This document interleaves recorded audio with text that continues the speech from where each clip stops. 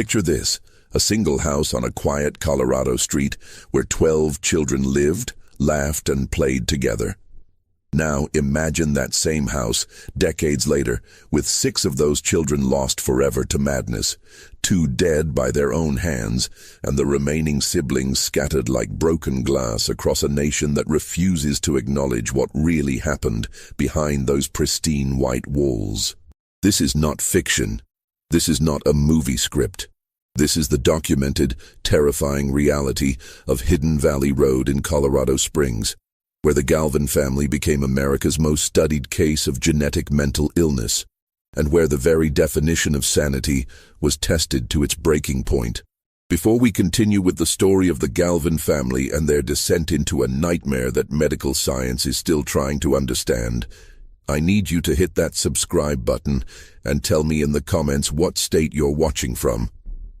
Because what happened to this family could happen to anyone, anywhere, and the implications of their story will haunt you long after this video ends. What you're about to hear challenges everything we think we know about the human mind, family bonds, and the thin line between normalcy and complete psychological collapse. The year was 1945, and America was drunk on victory. World War II had ended, the economy was booming, and young couples everywhere were ready to build the families they dreamed of during those dark war years. Among them was Donald Galvin, a tall, handsome Air Force officer with steel-gray eyes and an unwavering belief in duty, discipline, and the American way of life. He had just married Mimi Blaney, a beautiful, intelligent woman from a well-to-do Texas family who shared his vision of creating something extraordinary together. The newlyweds settled in Colorado Springs, where the crisp mountain air and endless blue skies seemed to promise unlimited possibilities. Donald's work at the Air Force Academy was prestigious and secure, while Mimi embraced her role as the perfect military wife with an almost frightening intensity. She was determined to create not just a home, but a masterpiece of American family life that would be the envy of every neighbor on their street. And create they did. Between 1945 and 1965, Mimi gave birth to 12 children in rapid succession, 10 boys and 2 girls. The eldest, Donald Jr., arrived in 1945, followed by James, John, Brian, Michael, Richard, Joseph, Mark, Matthew, Peter, Margaret, and finally Mary in 1965. To outsiders, the Galvin household on Hidden Valley Road looked like something straight out of a Norman Rockwell painting. The children were attractive, athletic, and academically gifted.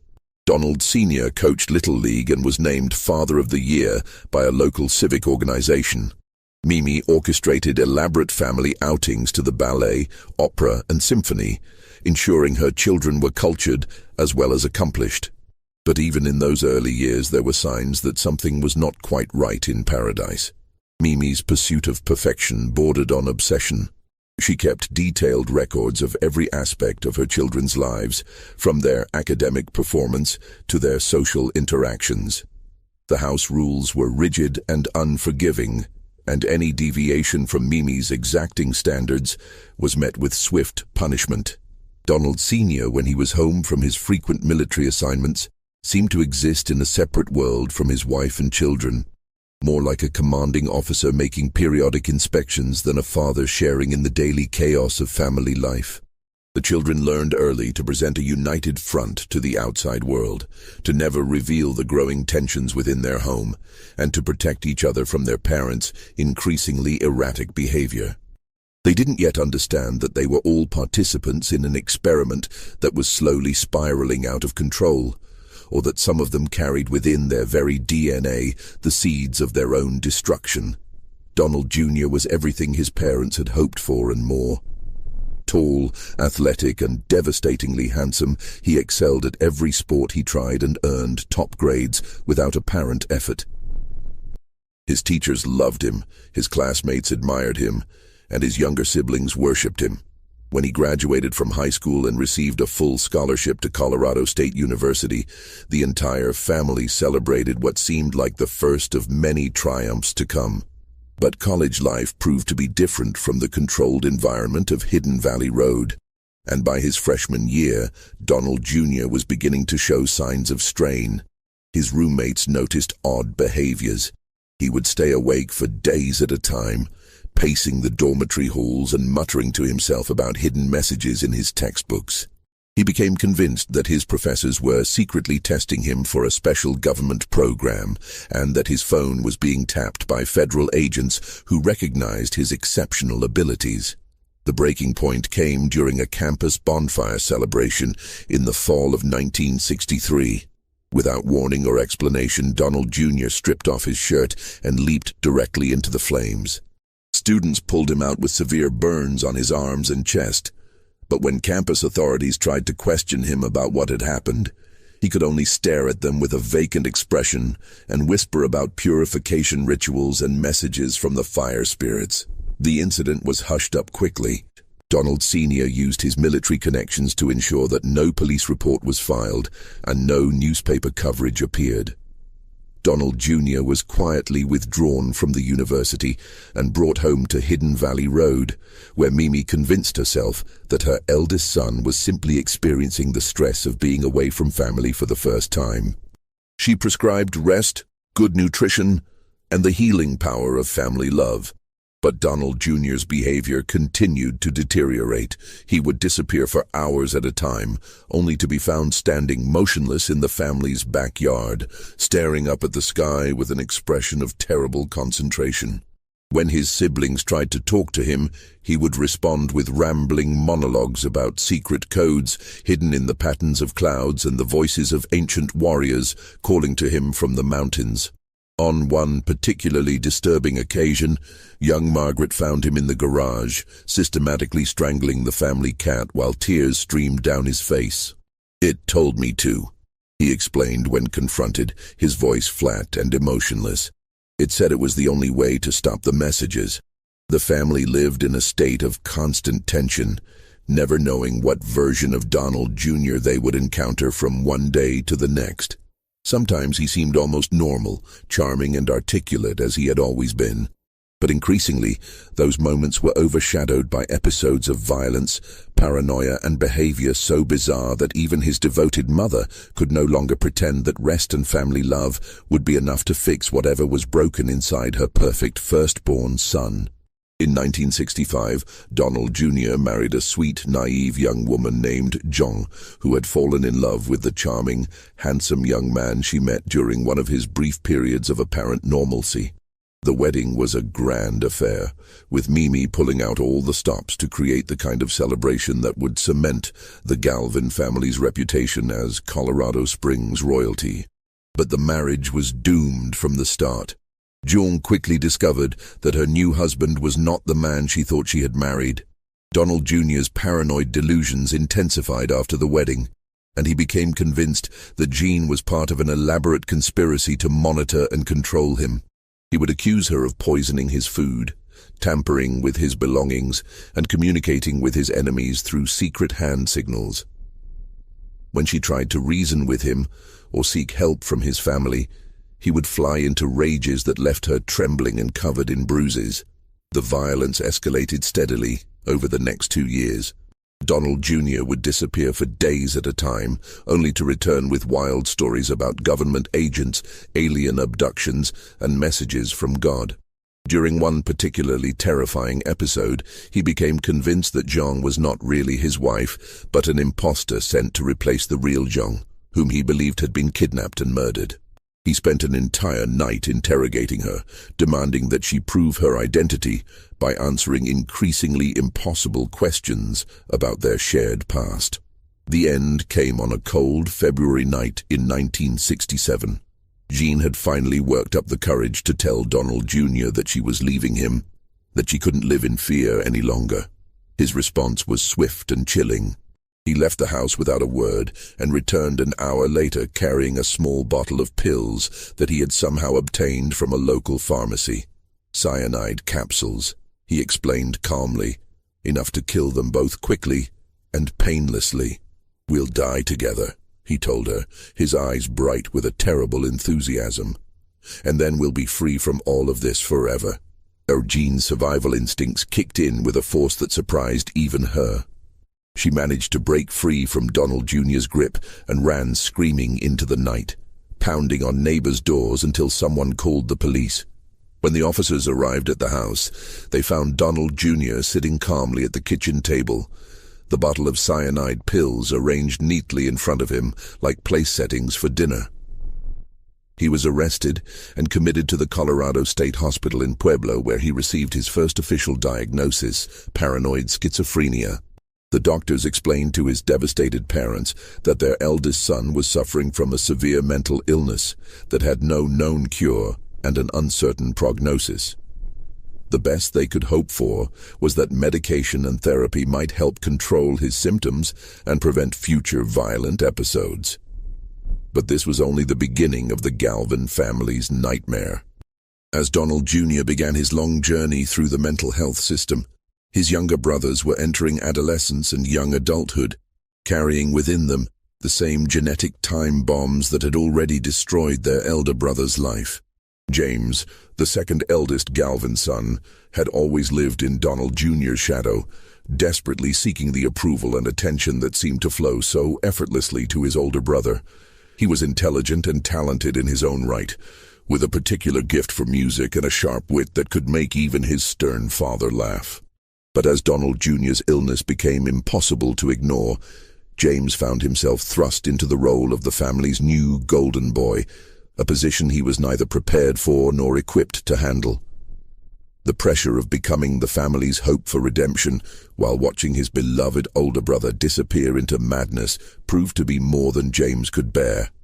By his senior year of high school, he was showing signs of the same frightening deterioration that had destroyed Donald Jr.'s promising future. He became obsessed with the idea that he was being watched and followed, that his teachers and classmates were all part of an elaborate plot to drive him insane, just like his brother. James's break from reality was more gradual than Donald Jr.'s dramatic collapse, but no less devastating. He began to withdraw from his friends and activities, spending long hours locked in his room, writing page after page of incomprehensible notes about secret messages and hidden meanings.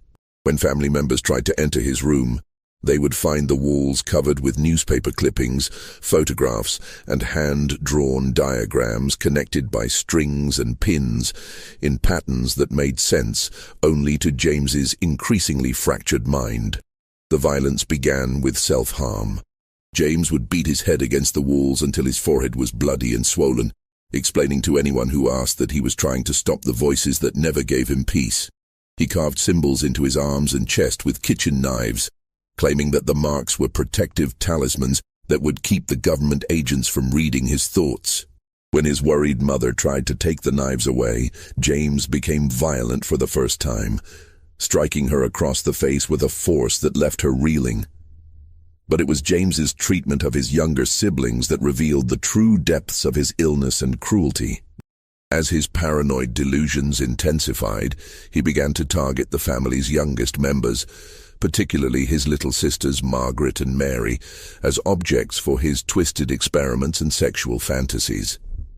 He would corner them when their parents were away, forcing them to participate in bizarre rituals that he claimed would protect them from the evil forces that were trying to destroy the family.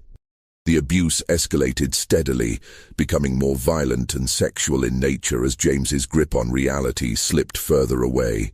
Margaret and Mary learned to hide when they heard his footsteps in the hallway, to lock their bedroom doors and crawl under their beds, when his voice took on that particular tone that meant he was having one of his episodes.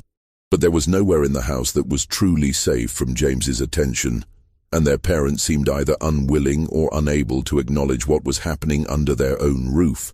The family's descent into chaos accelerated as James's behavior became increasingly unpredictable and dangerous. He would disappear for days at a time, only to return with stories about secret missions and underground organizations that existed only in his fractured imagination. During one particularly disturbing episode, he became convinced that the family dog was a government spy and attempted to perform surgery on the animal to remove what he believed were hidden recording devices. As the 1970s dawned, The Galvin household had become something that would have been unrecognizable to the neighbors who had once admired their apparent perfection. Two of the eldest sons were now cycling in and out of mental institutions, their violent outbursts and bizarre behavior making it impossible for them to live at home for extended periods. But their temporary absences brought no peace to Hidden Valley Road, because the madness seemed to be spreading through the family like a contagious disease. Brian, the fourth son, began showing symptoms during his junior year of high school. Unlike his older brothers, whose breaks from reality had been gradual, Brian's descent into madness was swift and terrifying. He became convinced that he possessed supernatural powers and that he had been chosen by dark forces to carry out a special mission that would change the course of human history. He spent hours staring at himself in mirrors, practicing what he called his transformation rituals, and speaking in voices that didn't sound like his own. The violence that erupted from Brian was different from his brother's calculated cruelty. Where Donald Jr. and James had been methodical in their madness, Brian was explosive and unpredictable. He would fly into rages without warning, attacking family members with whatever weapons came to hand. Kitchen knives, baseball bats, his own fists and feet. During one particularly terrifying incident, he chased his younger brother Mark through the house with a hunting rifle, screaming that Mark was an imposter who had replaced his real brother and needed to be eliminated before he could complete his evil mission. The family called the police that night for the first time, but when the officers arrived, Brian had already calmed down and was sitting peacefully in the living room, reading a book as if nothing had happened. He smiled politely at the policemen and answered their questions with such apparent sincerity and normalcy that they left convinced there had been some kind of misunderstanding. Only the family knew that this calm exterior was just another mask that Brian wore between episodes, and that the violence would return as inevitably as the sunrise. But it was Joseph, the seventh son, whose illness manifested in the most disturbing and inexplicable ways. Joseph had always been one of the quieter Galvin children, thoughtful and introspective in a family full of larger-than-life personalities. But as he entered his teenage years, his quiet nature took on a sinister quality that made even his hardened family members uncomfortable in his presence. Joseph claimed to see things that weren't there, shadowy figures moving through the house at night, faces peering in through windows, messages written in blood on walls that appeared clean to everyone else. He would stand for hours in the backyard, staring up at the sky and carrying on animated conversations with invisible companions who he insisted were more real than his own family members. The truly chilling aspect of Joseph's illness was his apparent ability to predict future events with uncanny accuracy. He would announce that someone was going to call just moments before the phone rang, or warn family members about accidents that would occur exactly as he described them. His siblings began to avoid him, not because of violent outbursts like his brothers, but because his presence made them feel as if they were being watched by something that wasn't entirely human. During one unforgettable incident, Joseph approached his younger sister Mary and told her in a flat, emotionless voice that she needed to stay away from the basement for the next 3 days, because the shadow people are angry about the noise upstairs. When Mary asked what he meant, Joseph simply stared at her with eyes that seemed to look right through her and repeated his warning before walking away. 3 days later, a water pipe burst in the basement, flooding the entire area and causing thousands of dollars in damage. By 1973, the Galvin family was living in a state of constant crisis. 6 of the 10 boys had now been diagnosed with various forms of mental illness, primarily schizophrenia, and the house on Hidden Valley Road had become a revolving door of hospitalizations, police visits, and increasingly desperate attempts to maintain some semblance of normal family life. Mimi had aged decades in the span of a few years, her once perfect appearance now haggard and worn from the constant stress of managing multiple mentally ill children while trying to protect the ones who remained healthy. She had become obsessed with finding someone to blame for the catastrophe that had befallen her family, cycling through theories about everything from environmental toxins to government experiments to curses placed on the family by jealous neighbors. Donald Sr. had retreated almost completely from family life, spending longer and longer periods away on military assignments and maintaining a cold, military bearing even when he was home. He refused to discuss his son's illnesses with anyone, including his wife, and seemed to view their mental breakdowns as personal failures that reflected poorly on his ability to maintain discipline and order in his own household. The two youngest daughters, Margaret and Mary, had become like refugees in their own home, constantly alert to danger and ready to flee at the first sign of one of their brothers having an episode. They had learned to sleep with chairs wedged against their bedroom doors and to keep emergency bags packed with clothes and money hidden under their beds in case they needed to run away in the middle of the night. The breaking point came when Brian, in the grip of one of his most severe psychotic episodes, became convinced that his girlfriend Nancy was actually a demon sent to seduce and destroy him. He had been dating Nancy for several months, and she represented one of the few normal, healthy relationships in his increasingly chaotic life. But as his paranoid delusions intensified, he began to see her presence as evidence of a vast, supernatural conspiracy aimed specifically at him. On a cold November evening in 1973, Brian invited Nancy to dinner at a restaurant near the university where they were both students. She arrived expecting a normal date, perhaps even hoping that Brian would finally open up to her about the strange behavior she had been noticing in recent weeks. Instead, she found herself face to face with someone who was no longer the gentle, thoughtful young man she had fallen in love with. Brian spent the entire dinner staring at Nancy with an intensity that made her deeply uncomfortable, occasionally muttering under his breath about signs and portents that only he could see. When she tried to make conversation, he would respond with cryptic comments about the true nature of reality and the dangers of trusting appearances. By the time they left the restaurant, Nancy was seriously considering ending their relationship, not because she didn't care about Brian, but because she was beginning to fear for her own safety. What happened next shocked even a family that had become accustomed to violence and madness. Brian drove Nancy to a secluded area outside of town, where he attacked her with a hunting knife he had hidden in his car. The assault was swift and brutal, motivated not by anger or passion, but by Brian's absolute conviction that he was performing a necessary exorcism that would save both their souls from eternal damnation. Nancy died within minutes, and Brian, suddenly calm and apparently rational, called the police himself to report what he had done. When the officers arrived, they found him sitting beside Nancy's body, covered in blood, but speaking in the polite, articulate manner that had always characterized the Galvin children in public. "I had to stop her," he explained matter-of-factly. "She wasn't really Nancy anymore. The thing that was wearing her face was going to destroy everything good in the world, starting with me and my family." Brian was arrested and charged with first-degree murder, but before the case could go to trial, he was found dead in his jail cell, having used bed sheets to hang himself from the cell's light fixture. His suicide note was a rambling, almost illegible manifesto about secret wars between cosmic forces and his role as a chosen warrior in the battle between good and evil. The local newspaper covered Nancy's murder and Brian's suicide as a tragic case of young love gone wrong, with no mention of the Galvin family's history of mental illness or the pattern of violence that had been building for years. But within the family, Brian's death marked the moment when any pretense of normal life finally collapsed completely.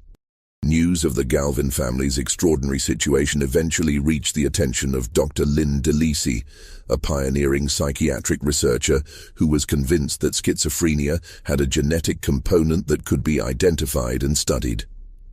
At a time when most mental health professionals believed that schizophrenia was caused by bad parenting or environmental factors, DeLisi's focus on genetics was considered radical and controversial.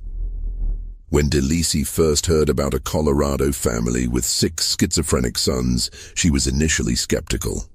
Cases of multiple family members developing schizophrenia were rare enough that many researchers dismissed them as statistical anomalies or misdiagnoses.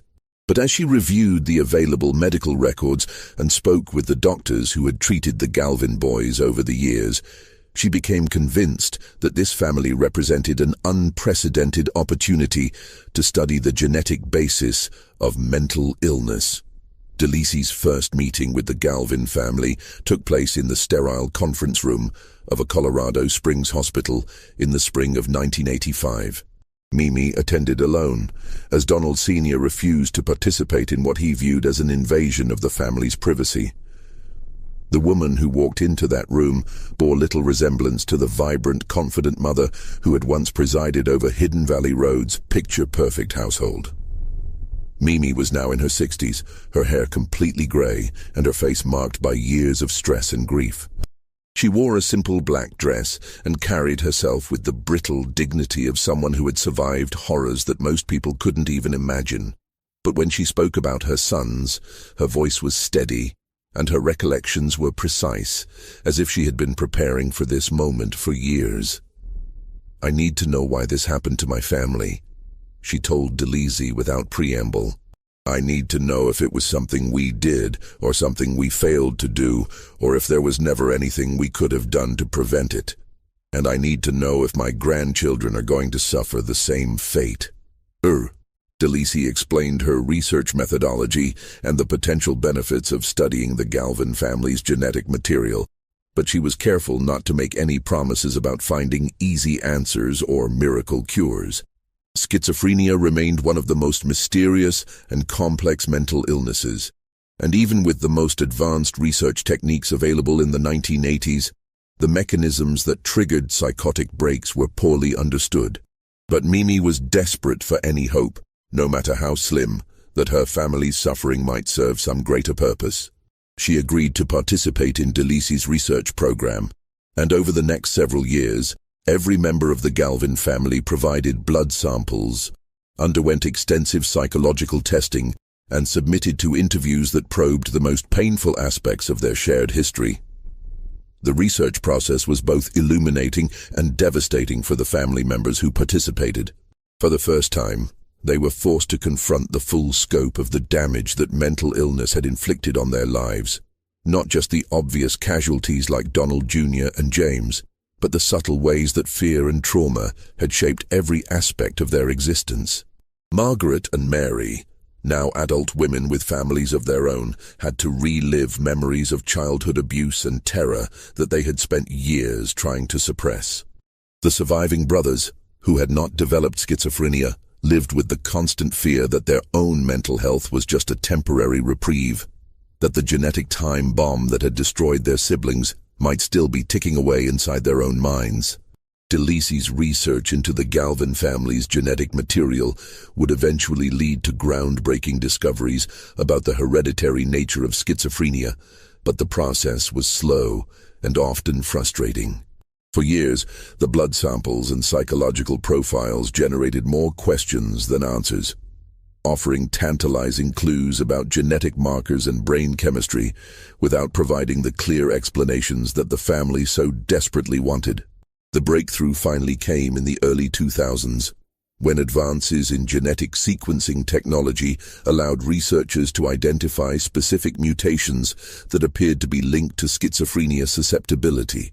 In the Galvin family's case, scientists discovered a mutation in the SHANK2 gene on chromosome 11 that was present in all of the affected brothers and their mother, but absent in their father and unaffected siblings.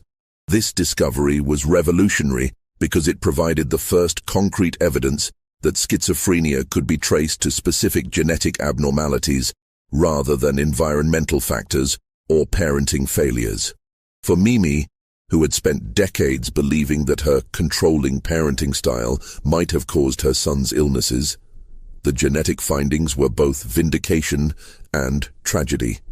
She had not caused their mental illness, but she had unknowingly passed the genetic predisposition onto half of her children. The research also led to important discoveries about brain development and the role of certain nutrients in preventing mental illness. Dr. Robert Friedman, working with data from the Galvin family and other research subjects, identified connections between specific brain receptors and schizophrenia symptoms. His work eventually led to recommendations that pregnant women take choline supplements to support fetal brain development and potentially reduce the risk of schizophrenia in their children. But for the Galvin family members who were still alive to see these scientific advances, the discoveries felt bittersweet. The research might help future generations avoid the horrors that had destroyed their family, but it came too late to save the brothers who had already been lost to madness and death. By the time researchers were making their genetic discoveries, the Galvin family had been scattered by decades of tragedy and trauma. Donald Jr. spent his final years in a nursing home, his once brilliant mind reduced to fragments by medications and the progression of his illness.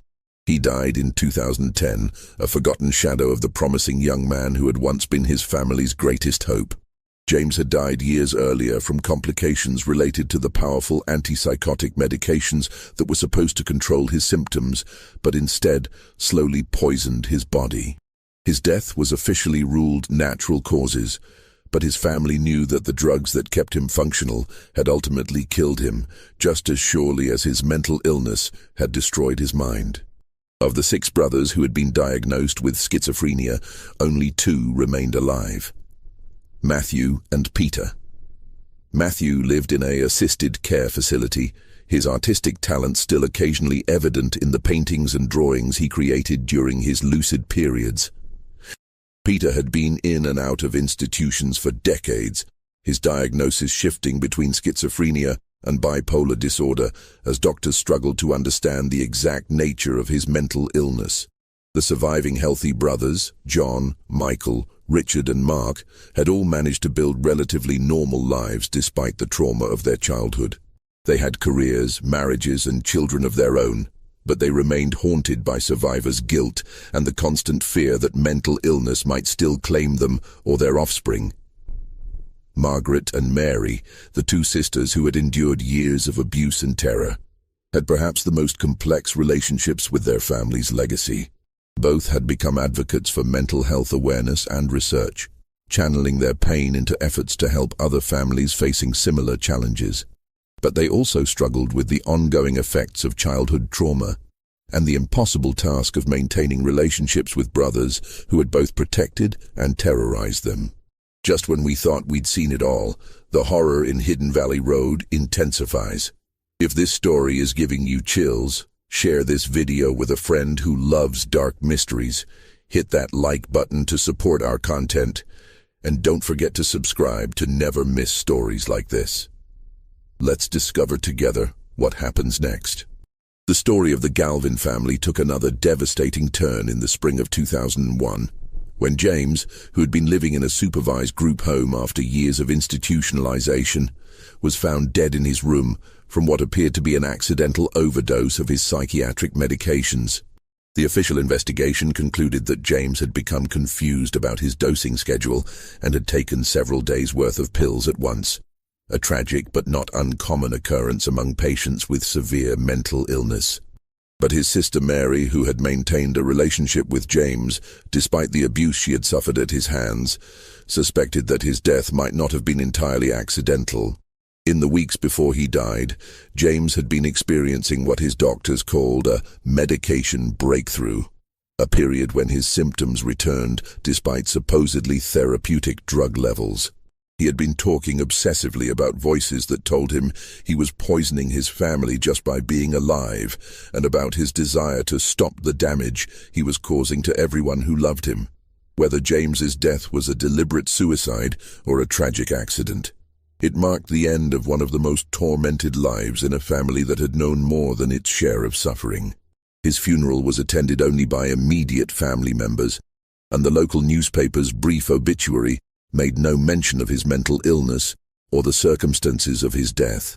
The loss of James hit Mimi particularly hard because, despite everything he had done during his illness, she had never stopped believing that her son was still somewhere inside the mind that schizophrenia had claimed.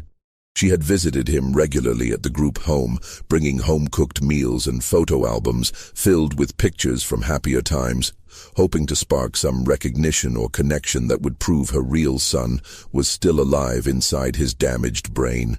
After James's death, Mimi began to withdraw from the world, spending most of her time alone in the house on Hidden Valley Road, surrounded by memories of the family that had once filled its rooms with laughter and music. She continued to participate in DeLisi's research program, but her enthusiasm for the scientific discoveries had dimmed considerably. The genetic breakthroughs and potential treatments felt increasingly irrelevant when weighed against the reality of her daily grief. Donald Sr. had died several years earlier from a heart attack, never having fully acknowledged the extent of his family's mental health crisis or his own role in the dynamics that had made their suffering even worse. His death left Mimi truly alone with the ghosts of Hidden Valley Road, a living monument to the dreams that had been destroyed by forces that no one fully understood. As the children of the surviving Galvin siblings reached adolescence and young adulthood, the family faced a new kind of terror.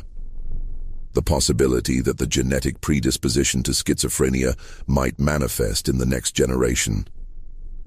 Every mood swing, every period of teenage rebellion, every sign of stress or unusual behavior was scrutinized for evidence that the family curse was continuing its devastating march through time. Margaret's daughter, Kate, grew up knowing about her family's history, but trying to live a normal life despite the shadow it cast over every major milestone. When she reached her late teens, the age when schizophrenia symptoms typically first appear, both she and her mother watched anxiously for any sign that the genetic time bomb might be activating. Kate's college years were marked by an almost obsessive attention to her own mental health. She avoided drugs and alcohol, maintained strict sleep schedules, and sought therapy at the first sign of stress or anxiety. When she occasionally heard her name being called when no one was around, an experience that might have been dismissed as imagination by most people, she immediately contacted mental health professionals to rule out auditory hallucinations. The hypervigilance that characterized Kate's approach to her own mental health was both necessary and exhausting. She lived with the constant awareness that the genes she carried might betray her at any moment, transforming her from a normal young woman into another casualty of the Galvin family's genetic legacy. Mary's children faced similar challenges, growing up with the knowledge that their family history made them statistically more likely to develop serious mental illness. Family gatherings became exercises in carefully controlled emotion, with everyone hyper-aware of how their behavior might be interpreted as early warning signs of psychological breakdown. The fear was not entirely unfounded. While none of the third generation developed full-blown schizophrenia, several of them struggled with depression, anxiety, and other mental health issues that might have been manageable in a different family context, but felt like harbingers of doom given their genetic inheritance. In 2017, Mimi Galvin died peacefully in her sleep at the age of 93, finally joining the sons she had lost decades earlier. Her death marked the end of an era for the surviving family members, who gathered at Hidden Valley Road one last time to settle her affairs and decide what to do with the house that had witnessed so much joy and suffering. The house itself had changed very little since the 1970s, and walking through its rooms was like stepping back in time to the peak years of the family's crisis. The kitchen, where Mimi had prepared thousands of meals for her 12 children, still bore scorch marks from a fire that Donald Jr. had set during one of his psychotic episodes. The basement, where several of the boys had been locked during their violent outbursts, still contained restraints that Donald Sr. had installed in a desperate attempt to protect the rest of the family. Most disturbing of all was Mimi's bedroom, where she had maintained a shrine to her lost sons that included their childhood photographs, report cards, and letters they had written from various mental institutions over the years. The room was frozen in time, a testament to a mother's refusal to let go of the children she had known before mental illness stole them away. The surviving family members ultimately decided to sell the house, but not before documenting its contents for researchers who were still studying the Galvin family's case. Every room was photographed, every document was catalogued, and every piece of furniture was examined for clues about how 12 children had lived in such close quarters, while half of them descended into madness. The scientific legacy of the Galvin family's participation in psychiatric research continues to influence mental health treatment and genetic counseling to this day. The discoveries made through studying their DNA have contributed to a better understanding of how schizophrenia develops and have informed new approaches to prevention and treatment that have helped countless other families avoid similar tragedies. But for the surviving Galvin siblings, the scientific achievements feel like cold comfort when weighed against the human cost of their family's contribution to medical knowledge. They participated in research studies for decades, submitting to invasive tests and painful interviews in the hope that their suffering might prevent other families from experiencing similar horrors. The genetic discoveries that resulted from their participation have indeed helped advance the field of psychiatric medicine. But they came too late to save the 6 brothers who were lost to mental illness. Despite everything they had endured, the surviving Galvin siblings maintained connections to each other that spoke to the deep bonds forged during their childhood trauma. They gathered regularly to remember their lost brothers, not as the violent, mentally ill men they had become, but as the children they had been before schizophrenia claimed them. These family reunions were complex affairs, filled with love and grief in equal measure. The siblings would share memories of Donald Jr.'s athletic achievements, James's musical talents, and Brian's gentle nature during his lucid periods. They would laugh about childhood pranks and family vacations, carefully avoiding the darker memories that still had the power to traumatize them decades later. But the unspoken presence of their dead and damaged brothers hung over every gathering like a shadow. Empty chairs at the dinner table served as reminders of the family members who should have been there, and conversations would sometimes trail off into silence as someone remembered a particular incident or expression that brought the past flooding back with overwhelming intensity. Margaret struggled perhaps the most with these family gatherings because her memories of childhood were so thoroughly contaminated by trauma. She had loved her brothers desperately during their healthy periods, but she had also lived in terror of them during their psychotic episodes. The cognitive dissonance of grieving for people who had both protected and victimized her created a psychological burden that no amount of therapy seemed able to fully resolve. Mary, the youngest, had developed a different coping mechanism. She had become the family's unofficial historian, collecting photographs, documents, and stories about their shared past in an effort to preserve the positive memories alongside the traumatic ones. Her home was filled with carefully organized albums that told the story of the Galvin family's rise and fall. From the early pictures of 12 beautiful children playing in their Colorado backyard to the final institutional photographs of brothers who had become strangers to themselves and their families. The surviving brothers, John, Michael, Richard, and Mark, had each found their own ways to process the survivors' guilt that came with being the ones who escaped their family's genetic curse. John had become a successful businessman, channeling his need for control into building a company that employed hundreds of people. Michael had devoted himself to his children, determined to give them the stable, loving childhood that had been stolen from him and his siblings. Richard had perhaps the most complex relationship with his family's legacy, because he had shown early signs of mental illness during his teenage years, but had somehow managed to avoid the complete breakdown that claimed his brothers. He lived with the constant awareness that his sanity might be temporary, that the genetic predisposition to schizophrenia could still activate despite his having reached middle age without a major psychotic episode. Mark, as one of the youngest boys, had witnessed the full scope of his family's descent into chaos while still being too young to fully understand what was happening. His memories of childhood were a confusing mixture of normal family activities and terrifying incidents that had taught him to be constantly alert to danger, even in apparently safe situations. The impact of the Galvin family's mental health crisis extended far beyond the immediate family members to affect friends, neighbors, romantic partners, and colleagues who had witnessed various aspects of their tragedy over the years. Colorado Springs in the 1960s and 1970s was still a relatively small community where everyone knew everyone else's business, and the Galvin family's problems had been impossible to hide completely despite their desperate attempts to maintain a facade of normalcy. Former teachers at the local schools remembered Donald Jr., James, and Brian as bright, promising students whose potential had been destroyed by forces that no one understood at the time. These educators carried their own burden of guilt and confusion, wondering if they had missed early warning signs that might have led to earlier intervention and different outcomes. The young women who had dated the Galvin brothers during their late teens and early 20s had their own traumatic memories to process. Several had experienced frightening incidents that they had initially dismissed as isolated episodes of jealousy or stress, only to learn years later that they had been witnessing the early stages of severe mental illness.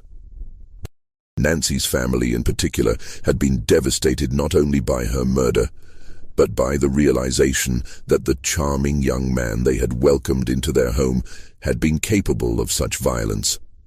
Her parents spent years searching for warning signs they might have missed, explanations that might have allowed them to protect their daughter from a fate that seemed to come out of nowhere.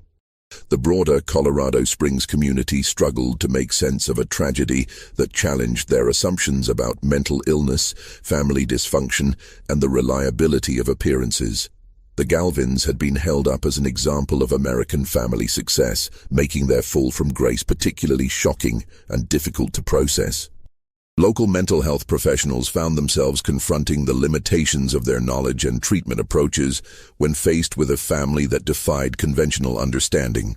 The standard interventions that worked for individual patients seemed woefully inadequate when applied to a situation where half of a family's children were simultaneously experiencing severe psychiatric crises. In 2020, author Robert Kolker published Hidden Valley Road, a comprehensive account of the Galvin family's story that brought their case to national attention for the first time. The book's publication marked a turning point in how the surviving family members related to their own history, transforming them from private victims of a genetic tragedy into public advocates for mental health awareness and research. The process of cooperating with Kolker's research had been both therapeutic and re-traumatizing for the surviving siblings. They had been forced to revisit their most painful memories in exhaustive detail, but they had also gained a new perspective on their experiences through conversations with researchers, mental health professionals, and other families who had faced similar challenges. Margaret, in particular, found that participating in the book project helped her understand her mother's behavior during the family's crisis years. For decades, she had blamed Mimi for failing to protect her and Mary from their brother's abuse. But learning about the limited resources and knowledge available to families dealing with mental illness in the 1960s and 1970s had given her a more compassionate view of her mother's impossible situation. The book's publication also brought unexpected connections with other families who had experienced multiple cases of schizophrenia. The Galvins learned that they were not alone in their suffering, that other parents had watched helplessly as mental illness destroyed their children's lives, and that other siblings had struggled with survivor's guilt and the fear of genetic inheritance. But perhaps most importantly, the book helped establish the Galvin family's suffering as meaningful contribution to scientific knowledge rather than simply a series of random tragedies. The genetic discoveries that had resulted from decades of research on their DNA were already helping other families receive earlier interventions and more effective treatments. Despite all the scientific advances that have resulted from studying the Galvin family's case, fundamental questions about schizophrenia remain unanswered. Researchers still don't fully understand why some people with genetic predispositions develop the illness while others remain healthy, or why symptoms manifest so differently from one patient to another. The surviving Galvin family members continue to participate in ongoing research studies, providing updated medical information and DNA samples as new technologies become available. They do so not because they expect to benefit personally from future discoveries, but because they hope their continued cooperation might prevent other families from experiencing similar devastation.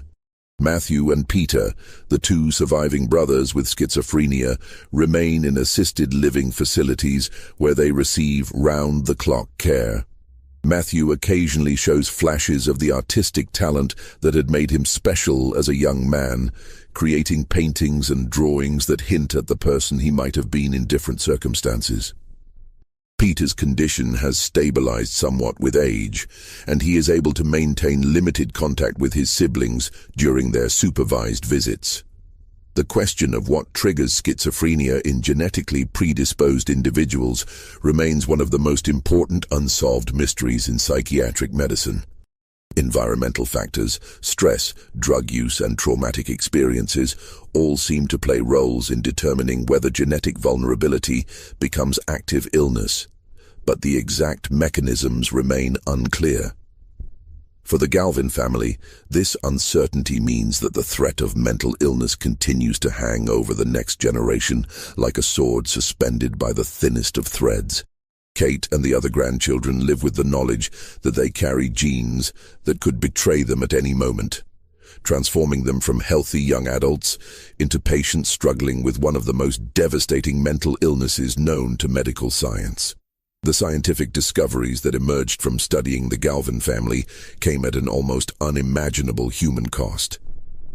6 promising young men lost their minds, their futures, and ultimately their lives to a disease that medical science is still struggling to understand.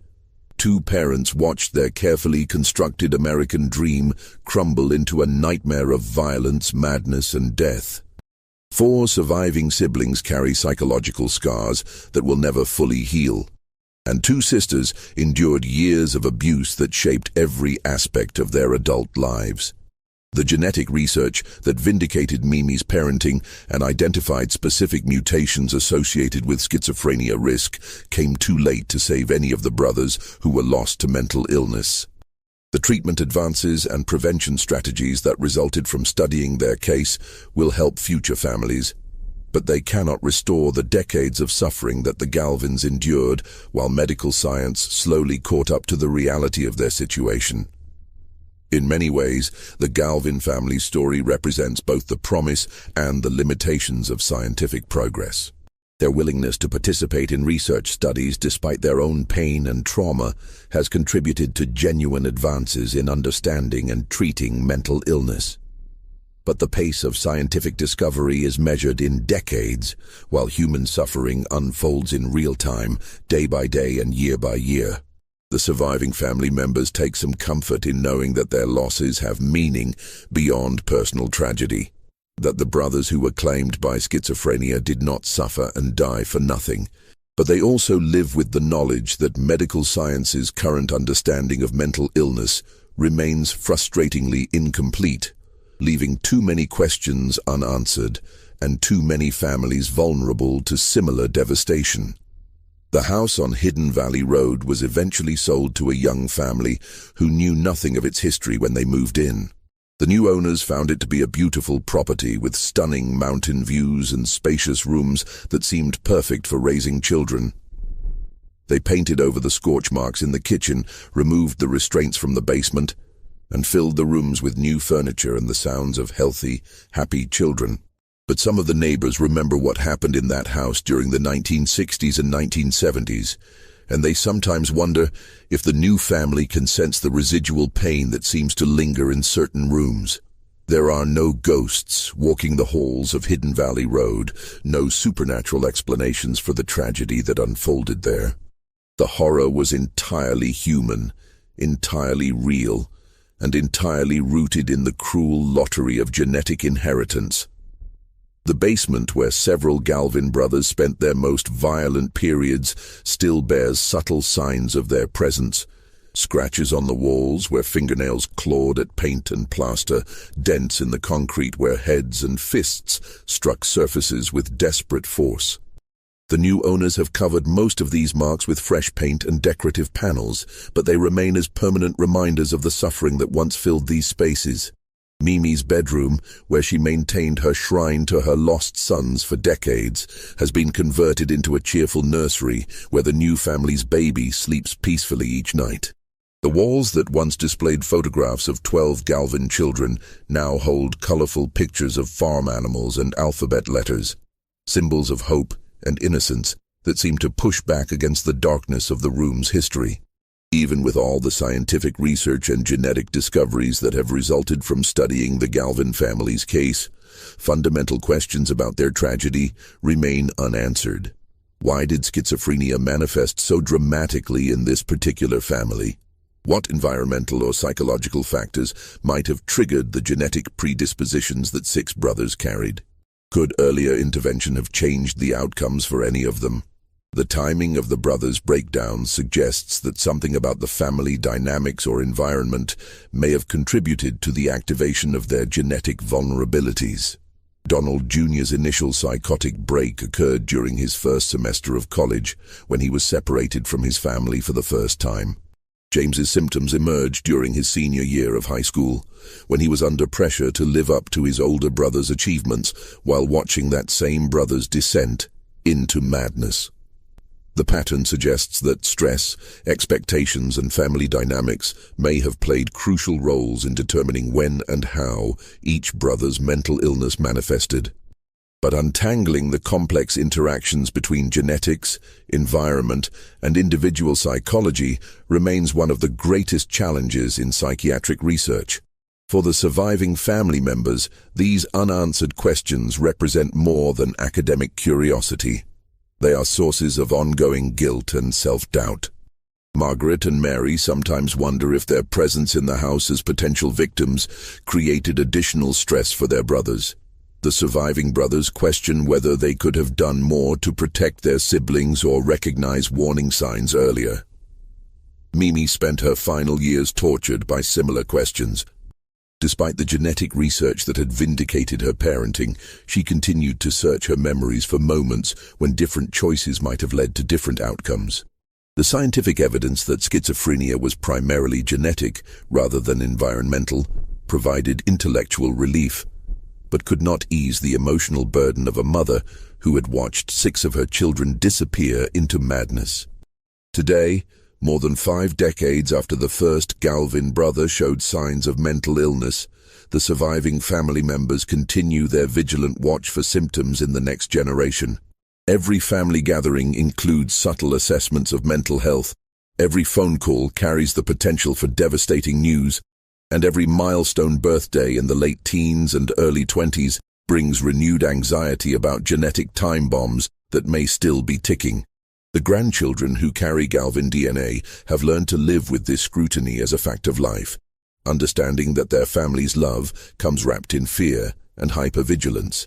They submit to regular mental health evaluations, avoid substances that might trigger psychotic episodes, and maintain detailed records of their moods and behaviors that would seem obsessive in any other family context.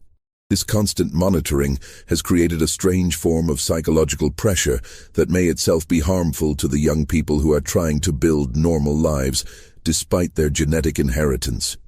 The fear of developing schizophrenia sometimes becomes so overwhelming that it creates anxiety and depression that require treatment, adding another layer of complexity to an already fraught situation. Kate Galvin, Margaret's daughter, has become particularly thoughtful about these dynamics as she considers whether to have children of her own. The genetic counseling she has received indicates that her risk of passing on schizophrenia susceptibility is significant but not overwhelming. But the decision feels impossibly weighty given her family's history. The question of whether to continue the family line, knowing that future children might carry the same genetic vulnerabilities that destroyed 6 of her uncles, represents the kind of moral complexity that previous generations could never have imagined. Science has given the Galvin family knowledge about their genetic risks, but it has not made the decisions any easier.